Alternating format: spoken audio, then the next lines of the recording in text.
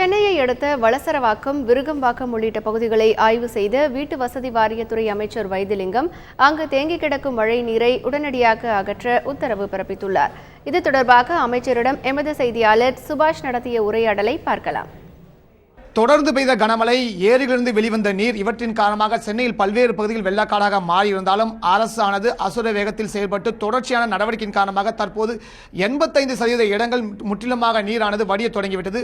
ஒரு சில பகுதிகள் இன்னும் நீர் வடியாமல் உள்ளது. குறிப்பாக வலசரவாக்கம், ஆழ்வார்த்து நகர் உள்ளிட்ட பல்வேறு பகுதிகளில் நீரானது தற்போது அதே நிலையில் தான் இருக்கிறது. போர்க்கால அடிப்படையில் நடவடிக்கை எடுக்கும் என்பது குறித்து அறிவதற்காக அமைச்சர்கள் ஆய்வு செய்து தற்போது முகாமிட்டு தொடர் நடவடிக்கைகளை எடுத்து வருகிறார். அவரிடம் கேட்போம் என்ன நடவடிக்கை எடுத்திருக்கிறார் என்று. வரலாறு காணாத மழையினால் வலசரவாக்கம் தாழ்வான பகுதிகளில் தண்ணீர் நிரம்பி போக்குவரத்து பாதிக்கப்பட்டிருக்கிறது. இதே தெய்வம் புரட்சித் தலைவி அம்மாவினுடைய ஆணைக்கிணங்க போர்க்கால அடிப்படையில் கிட்டத்தட்ட 13 பம்பு செட்டுகள் மூலமாக தண்ணீர் வெளியேற்றப்படுகிறது.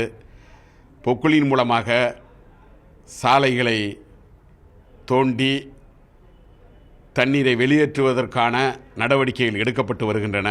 72 இடங்களில் வலசரவாக்கத்தில் தண்ணீர் தேங்கி நின்றது.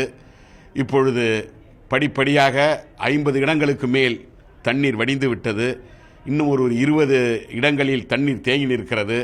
அதை இன்று நாளைக்குள் தண்ணீரை வெளியேற்றுகின்ற நடவடிக்கைகளை அம்மாவின் அரசு போர்க்கால அடிப்படையில் நிறைவேற்றி வருகிறது என்பதை தெரிவித்துக் கொள்கின்றனர்.